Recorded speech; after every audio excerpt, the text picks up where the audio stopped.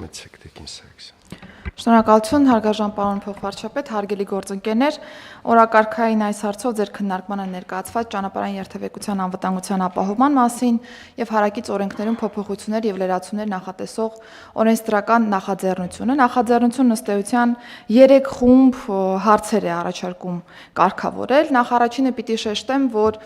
թե մեր հանրապետությունում, թե միջազգային պրակտիկայում հանրային ծառայությունների ոլորտում եւ առհասարակ ծառայությունների մատուցման ոլորտում գոյություն ունի ստանդարտից տարբերվող, արագացված, արտահերթ կամ կուզեք այսպես ասեմ, արտոնյալ պայմաններում ծառայությունների մատուցման տրամաբանություն եւս,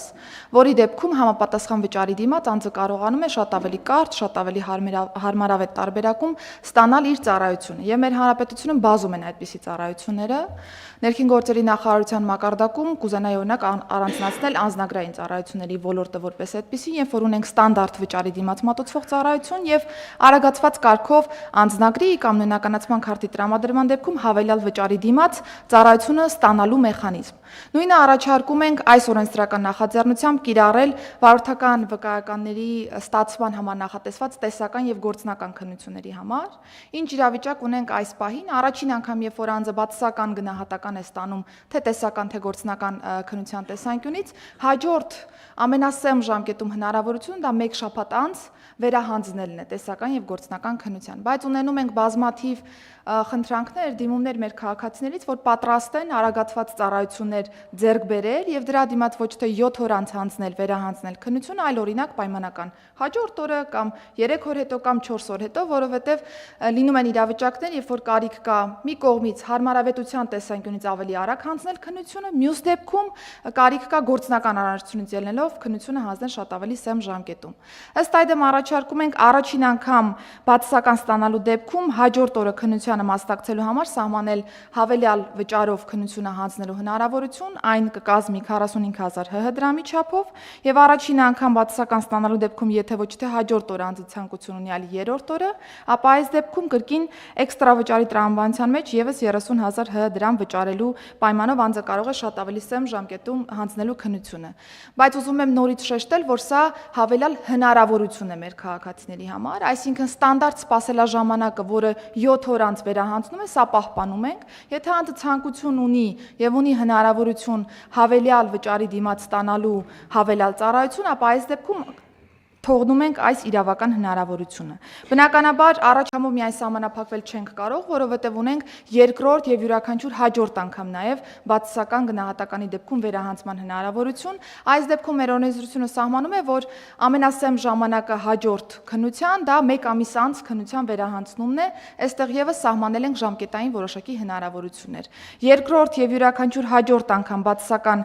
գնահատականի դեպքում 7-րդ օրը քննության մասնակցելու հնարավորություն եւ յուրաքանչյուր հաջորդ անգամ արդեն այս դեպքում 14-րդ օրը եւս քննությանը մասնակցելու հնարավորություն։ Սա եւս նորից եմ ուզում շեշտել, հավելյալ հնարավորություն է մեր քաղաքացիների համար ստանդարտ սպասելաժամանակից շեղվող ավելի սեմ եւ ավելի հարմարավետ պայմաններում այս process-ը կազմակերպելու համար։ Սա առաջինը։ Երկրորդ խումբ հարցերը վերաբերում են հաշվառման վկայագրերի եւ վարորդական վկայագրերի թվայնացմանը, այսինքն մեր օրենսդրական փաթեթով հնարավորություն ենք տալիս ֆիզիկապես հաշվառման վկայագրի եւ վարորդական վկայականի պլաստիկին զուգահեռ ունենալ նաեւ թվային տիրույթում թվայնացված տարբերակը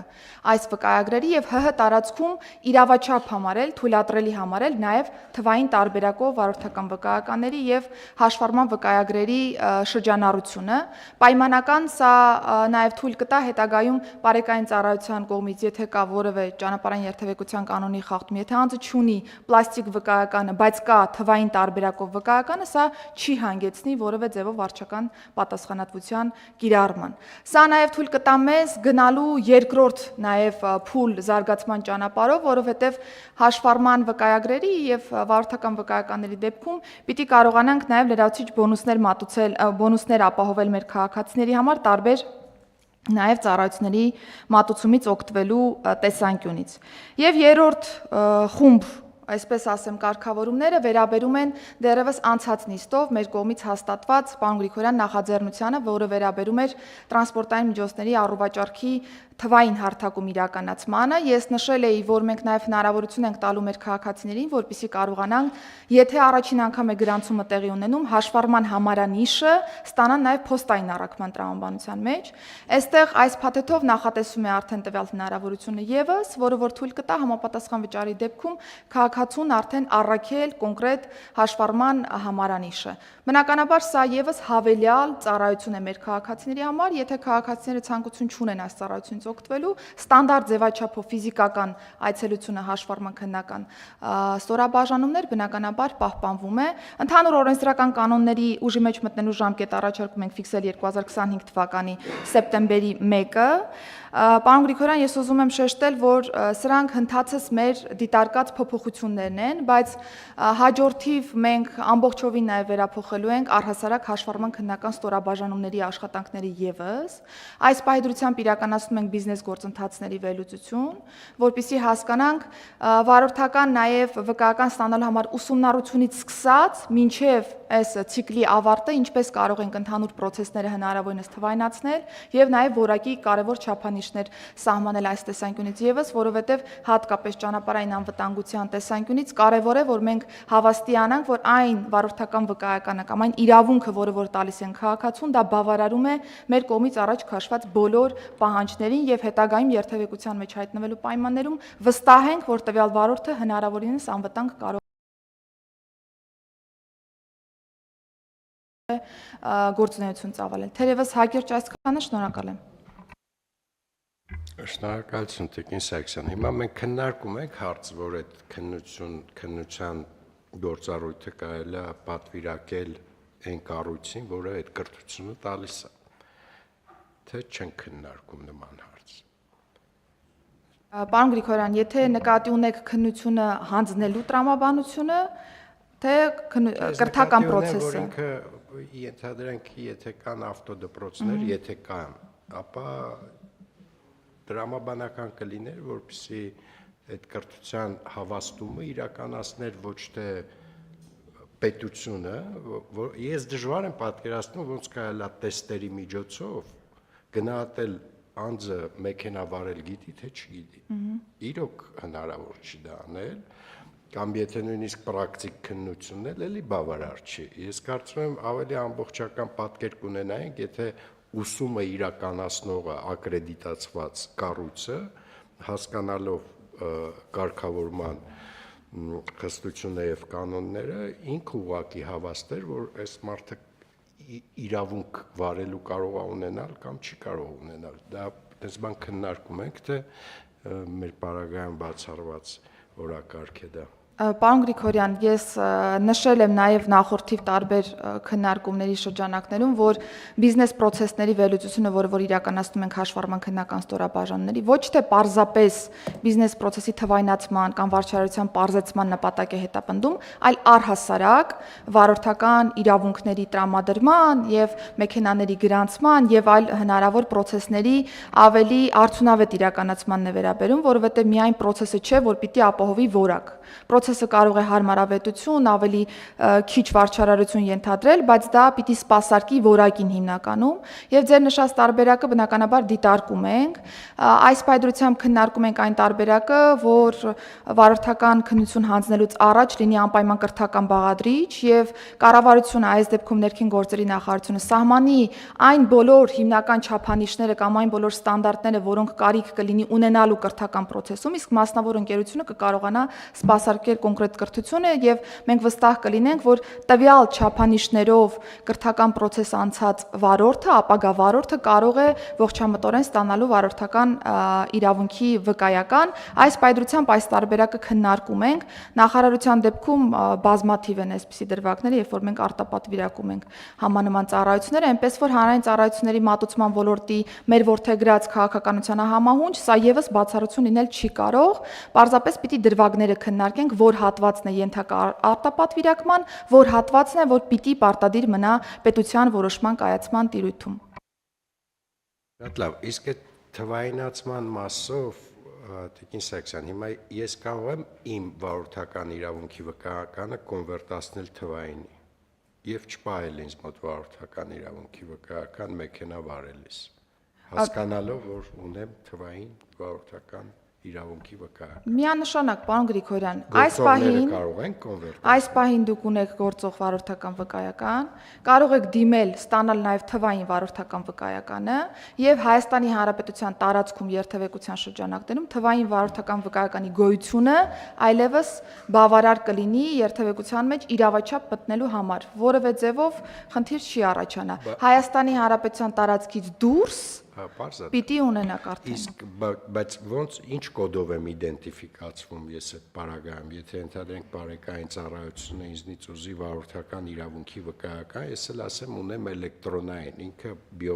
ոնց է նույնականացնելու։ Պարոն Գրիգորյան, իրան կոդ տամ։ մեր պարեկները բավական զինված են տեխնիկապես, այնպես որ դեմքի նույնականացման տրամաբանության մեջ ձեր վարորդական ամբողջ կենսագրությունը թվային հարթակում պլանշետներում երևում է եւ ձեր անուն ազգանունով բնականաբար կերևա մեր պարեկների մոտ, որ ունեք թվային վարորդական Ես վկայական։ ընդհանրապես ասում եմ անուն ազգանուն, այդ պարագայում ինքը գտնում է իմ էլեկտրոնային վկայականը եւ դեմքով իդենտիֆիկացնում է, որ այդ Այո, անուն շատ ազգանունը հեշտ իմն է։ եւ արագ։ Իսկ այդ շահագործման կտրոնը նույն տրամաբանությամբ։ Այո, նույնը տեղ անձնագիր ասվածը, հաշվառման վկայագիր ասվածը նույնն է։ Տեղ անձնագիր բառը էլ չենք օգտագործելու, չէ՞։ Հաշվառման վկայագիր։ Շատ լավ, շատ լավ, շնորհակալություն։ Խնդրեմ հարգելի գործընկերներ, համեցեք։ Կին Սարգսյան, շնորհակալություն, որ արձագանքել եք բազմաթիվ բողոքների եւ ժամկետները փոխել եք, որովհետեւ իրականում ստացվում էր այնպես, որ դեկարգի վկայական ստանալու համար մարդը եթե կտրվում էր եւ կարող է եւ պատահական էլ կտրվի 1 կամ 2 հարց չիմանալով 2 ամիս պետք է սպասեր, բայց հիմա ուզում եմ հասկանալ, մենք այնտեղ դնում ենք 7 կամ 14 օրվա ժամկետ, ինչի չենք կարող թույլատրել, որ ամեն օր հանձնի, ինչն է խնդիրը։ Պարոն Հարությունյան, մենք փորձել ենք հնարավորինս մեր գործող ռեսուրսների տրամաբանության մեջ հերթերի ճիշտ կառավարում իրականացնել, որտեղ պիտի նկատենք, որ հավելյալ վճարի դիմաց հավելյալ հերթը, արտահերթ սպասարկումը ենթադրելու է, որ մեկ այլ քաղաքացի, որը դեռևս չի մտել հերթագրման համակարգ, ոչ թե պայմանականորեն կկարողանա այսօր հերթ վերցնել համակարգում, այլ օրինակ 10 օր հետո։ Փորձել ենք հնարավորինս բալանսավորել, որպեսզի առաջին անգամ հերթագրվողները շատ ավելի ուշ ժամկետում չսպասարկվեն, բայց ասեմ, որ համանման հնարավորությունների պայմաններում մենք կկարողանանք նաև մեր կարողությունները եւս զարգացնել եւ եթե բալանսավորված տարբերակով նկատենք, որ այս ժամկետները կարող ենք ավելի կրճատել, հաջորդ օրը նույնիսկ կարող ենք բոլոր դեպքերում թույլատրել քննության հանձնումը, ապա անպայմանորեն կանել։ Մտնենք process-ի մեջ, հաշվարկները կհասկանանք ընդհանուր որքան են օգտվում մեր քաղաքացիները այս հնարավորությունից եւ հնդածս ավելի կկատարելագործենք մեխանիզմները։ Շնորհակալություն պարոն Գրիգորյան, Տիկին Սարգսյան, քանի որ սա օրենքի նախագծերի փաթեթ է եւ դեռ ազգային ժողովում քննարկելու ընթացքում լավարկման հնարավորություն կա, մի հարց կարծում եմ սկզբունքի տեսանկյունից պետք է հասկանալ, պարզաբանել։ Մենք ոչ թե խոսում ենք այն մասին, որ կարող ենք վարորդի կամ մեքենայի վերաբերյալ տվյալները վերցնենք թվային բազայից, այսինքն մարդուն չպարտադրենք, որ իր հետ կրի, այլ ասում ենք քեզ կտանք թվային վկայական։ Երբ որ մտածում եմ իրավիճակի մասին, մեկ բարձաբանում կարող ունենալ այն առումով, որ եթե մարդը ձեռքին չունի այդ պլաստիկ, այլ ունի բազայի գրանցված տվյալներ, բարեկը, որ ստուգում է իրականացնում, այդ րոպեին կծախսի ոչ թե 1 րոպե վկայագրի համապատասխանությունը ստուգելու համար, այլ կծախսի 5 րոպե։ Այսինքն ժամանակային ծախսն է տարբերությունը մեծ հաշվով։ Այս տեսանկյունից չեք կարծում, որ ընդհանրապես այս թվային վկայական տրամադրելը ոչ թե պետք է այդպես մեկնաբանվի եւ նկարագրվի որպես կարգավորում, այլ բազայից թվային տվյալը ճշտելու մեխանիզմ պետք է ինքնաշխատ գործի, որովհետեւ եթե ես եկել եմ առաջին անգամ վկայական եմ վերցրել, դուք էլ ասում եք, որ տեխնիկական միջոցները թույլ են տալիս բարեկին նույնականացնել այդ պահին նույնիսկ այսօր, առանց այս կարգավորումների, բազայում այդ մարդը գործող վարորդական վկայական ունի, թե չունի, էլ 12000 կամ 6000 ինչի է վճարում ինքը այդ թվային կրկնօրինակը վավերացնելու համար։ Պարոն Խաչատրյան, այս հարցադրումը մենք հնդածս անընդհատ քննարկել ենք եւ այն միտքը կա, որ ոչ թե պարզապես քննության արդյունքն է արտացոլվում համակարգում, այլ վարորդական վկայականը իրավունքը հաստատող փաստաթուղթ է, որը որ պիտի լինի գեներացված որպես այդպիսին վարորդական վկայական։ Եվ եթե վարորդական վկայական գեներացնում ենք եւ անձը ցանկություն չունի պլաստիկը ստանալու եւ ընդհանրապես բարեկային ծառայության ստուգումների ժամանակ դա ցույց տալու, մենք պիտի հասկանանք, որ թվային վարորդական վկայականի նախ գեներացման, դրա հետագա սպասարկման տեսանկյունից մենք լրացուցիչ ռեսուրսներ ենք ծախսելու որպես պետություն եւ ինքը պարզապես մի փոքր տվյալ չի, այլ լինելու է փաստաթղթերի նաեւ շտեմարան, որը մենք պիտի նաեւ մեր ընդհանուր սերվերների վրա կարողանանք պահպանել։ Սա է պատճառը, որ մենք նախատեսում ենք նաեւ հենց բուն թվային վարորդական վկայականի կտորը, բայց ասեմ, որ պլաստիկի մասով մեր մոտ բազմաթիվ են եղել այն դեպքերը, երբ որ պլաստիկ վարորդական վկայականները եղել են կեղծված կամ մեր քաղաքացիները չեն ունեցել իրենց մոտ վարորդական վկայական, ըստ այդմ ենթարկվել են վարչական պատասխանատվության։ Այսինքն մի կողմից թվային ճիշտ եւ գրագետ տնտեսություն վարելուն միտված է սա, մյուս կողմից արդեն հեշտացնում է մեր քաղաքացիների կյանքը, որպեսզի ՀՀ տարածքում պլաստիկ վարորդական վկայականը կամ պլաստիկ տեղ հանձնագիր ասվածը կամ հաշվառման վկայագիր ասվածը չունենան։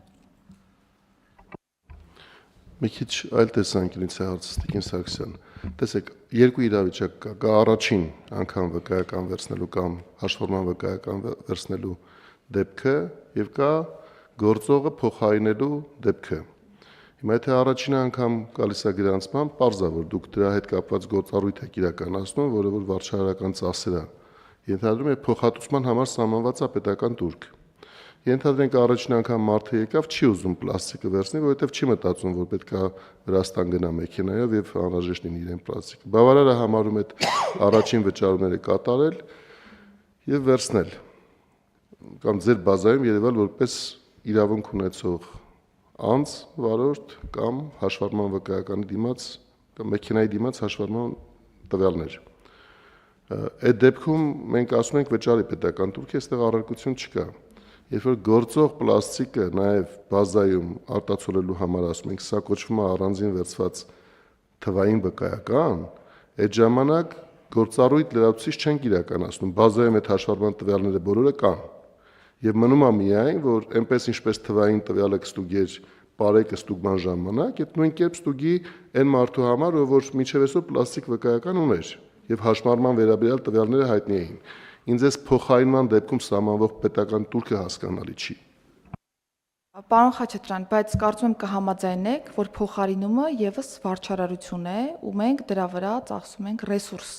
որովհետեւ հակառակ դեպքում, եթե պլաստիկ վկայական անձը ունի, բայց պլաստիկ վկայականը կորցրել է եւ կարիք կա փոխարինման, նորից նույն տրամաբանությամբ անձը գալիս է հաշվառման քննական ստորաբաժանում, նորից վարչարարություն իրականացում է եւ դա տրամադրվում է։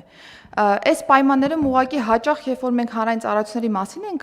խոսում, շատ հաճախ մեր ծախսած ռեսուրսները պատշաճ չենք գնահատում, որpիսի նաև կարողանանք ճիշտ այդ արժեքի որոշման շղթան դիտարկել եւ այս պայմաններում ես կարծում եմ, որ այս դեպքում եւս ունենում ենք վարչարարություն, ունենում ենք թվային տվյալները պահպանելու եւ կուտակելու հետ կապված եւս վարչարարական ծախսեր, որոնք որ ներքին գործերի նախարարությունը այսպես թե այնպես պիտի անի եւ դրանք պիտի որոշակի փոխհատուցում ստանան։ Այլ է հարցը, որ միգուցե կարող են գնային այլ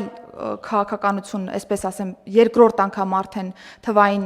վկայականը ստանալու դեպքում կիրառել, պատրաստ ենք այդ տարբերակը դիտարկել։ Եթե կարելի է այս հարցը հետևյալ կերպ հասկացա, Տիկին Սարգսյան, տեսեք, իմ վարորդական իրավունքի պլաստիկ գրիչի վրա դա ընդհանրապես քաղվածք է ինչ որ էլեկտրոնային գրառման, որը կա ներքին գործերի նախարարությունում, այսինքն ինքը մենք դրան ասում ենք էլեկտրոնային վարորդական իրավունք, բայց ըստ էության ինքը գրառում է։ Հիմա իմ կարծիքով պարոն Խաչատրյանի հարցը հետևյալն է, ինչ ենք այդ գրառումը որպես այդպիսին դիտարկում վկայական եւ իր համար վճար սահմանում։ Ես երբ որ տուրքը վճարել եմ, իդենտիֆիկացվել եմ որպես վարորդական վկայական ունեցող, այլևս այդ ինֆորմացիան ՆԳՆ-ում կա։ Այսինքն ինքը էլեկտրոնային վարորդական վկայական որպես այդպիսին դա քաղվածք է, ինքը լրացուցիչ գրանցման փաստաթուղթ չի, եթե չէ, էլի իհարկե։ Պարոն Գրիգորյան, ճիշտ ասած, իրավաբանորեն ես համաձայն չեմ ձեր ասացի հետ, որովհետև դա քաղված չի, դա փաստաթուղթ է, իրավական նշանակություն ունեցող փաստաթուղթ է, որտեղ կան իրավաբանական նշանակություն ունեցող տվյալներ։ Այլ հավասար պայմաններում ուրեմն մենք ընդհանրապես վարորդական իրավունքի վկայական որպես այդպեսին քաղաքացուն չպիտի տանք, ասեն գրանցում են քո քննության արդյունքները եւ վերջ։ Չէ, դա նկատի չունեմ։ Տիկին Սարգսյան, տեսեք, ես գրանցել եմ տրանսպորտային միջոցի նկատմամբ իմ սեփականության իրավունքը, եկել եմ վճարել եմ բոլոր турքերը եւ այդ գրառումը պետությունը կատարել է, որ այլևս այս գույքի սեփականատերը էս ինչ մարդն է, չէ՞, այդ գրառումը գոյություն ունի էլեկտրոնային։ Հիմա այդ գրառումը երբ որ ինձ պետք է գալիս կամ երբ որ ես վերցնում եմ, դառնում է քաղվածք, չէ, գրառման։ Ինքը լրացուցիչ էլ վկայականի ֆունկցիա չունի, թե ունի։ Պարոն Գրիգորյան, դա դառնում է թվային վկայական։ Ուրեմն մենք պիտի թվային վկայականի գաղափարը առհասարակ հանենք մեր այս օրենսդրական փաթեթից եւ ասենք ուղղակի թվային տվյալներ են մուտքագրվում եւ պլաստիկը կարող է պարտադիր լինել, կարող է պարտադիր չլինել։ Մտածելու բանը, առաջարկում եք շարունակել մտածել, համաձայն ենք ձեր առաջարկին, բայց կարծում եմ մտածելու բանը։ Առնվազն կադաստրի դրամաբանություն, պարոն Թովմասյան, խնդրում եմ օգնեք մեզ։ Շնորհակալություն։ Հարգել պարոն փոխվարչապետ, խնդիրը ինչու՞մն է կայանում։ Մենք էլ այսօր ունենք տրված թղթային վկայականներ, որոնք տարիների ընթացքում քաղաքացիներին տրվել են, եւ սեփականատերերը երբ որ դիմում են եւ նոր նմուշ են ուզում, իսկ նոր նմուշը դա իրենից ներկայացնում է էլեկտրոնային անշարժ գույքի իրավունք հաստատող հավաստող փաստաթուղթ, մենք դրա համար քաղաքացիներից գումար չենք գանձում այսօր։ Պարոն Թովմասյան, գումարի հարցը քննարկենք, դա հեշտ է, Տիկին Սարգսյանի հետ քննարկում ենք այլ բան։ Երբ որ դուք գրառման մասին քաղվածք եք տալիս ու ասում եք, այո, դուք սեփականատեր եք, որովհետև պետական գրառում կա էլեկտրոնային, այն մասին, որ գույքի սեփականատերը դուք եք։ Եթե ձեզ ինչ-որտեղ, եթե ձեզ պետք է թղթային, խնդրեմ, վերցրեք այս քաղվածքը եւ ցանկացած տեղ կարող եք ներկայացնել որպես ապացույց, որ սեփականատերը դուք եք։ Կարող է ինքը կոչվում է վկայական, դա պրինցիպիալ չի։ Մենք ինչ ենք անում, տալիս ենք գաղտնաբար ծածկագիր ընդամենը, քաղվածքն սեփականատիրոջը չենք տալիս որևէ, այդ գաղտնաբար ծածկագրով մեր էլեկտրոնային բազայում որոնում են կատարում եւ համապատասխան փաստաթուղթը հենց այդ բանը գեներացվում է եւ մարդիկ տեսնում են ինչ գույքի նկատմամբ ով ինչ սեփականության իրավունք ունի։ Դուք ավելի մի քայլ առաջ են գնում, դուք ուղղակի հասանելիություն եք տալիս պետական գրառմանը։ Այո, բոլորը կարող են որոնել մեր բազայում, ցանկացած պահագայում եւ տեսնել այդ համապատասխան տեղեկատվությունը։ Տիկին Սարգսյան, հասկանում ենք, որ հիմա սենց այս քննարկումը ավելի շատ ապագայի մասին է։ Մենք կարող ենք հասնել նրան, որ գույքի նկատմամբ իրավունքների կամ այդ թվում շահագործման իրավունքը վերջում դառնա ուղղակի հասանելիության կոդ, որով ցանկացած հետաքրքրվող հնարավորություն ունենա այդ կոդով հասանելիություն ունենա պետական գրառման այդ գույքի մասին, ով է սեփականատերը, ով իրավունք ունի շահագործել, վաղը մյուս օրը ապահովագրված է թե ոչ, տեղ զննում անցած է թե ոչ, այս տրամաբանությամբ։ Քուրյան, այո, բայց ոչ հենց հիմա, որովհետև հաշվառման քննական ստորաբաժանումների բիզնես գործընթացների վերլուծության արդյունքում պիտի մեր ամբողջ թվային հարթակը փոխակերպենք այս տրամաբանությամբ։ Մեր մոտեցումը հենց դա է, որպեսզի հետո շատ ավելի քիչ այցելությունների կամ թղթաշրջանառության կարիք լինի, բայց փոխանակման կտորով մենք ազգային ժողովի արդեն շրջափուլում կդիտարկենք միայն փոխանակման տեսանկյունից այս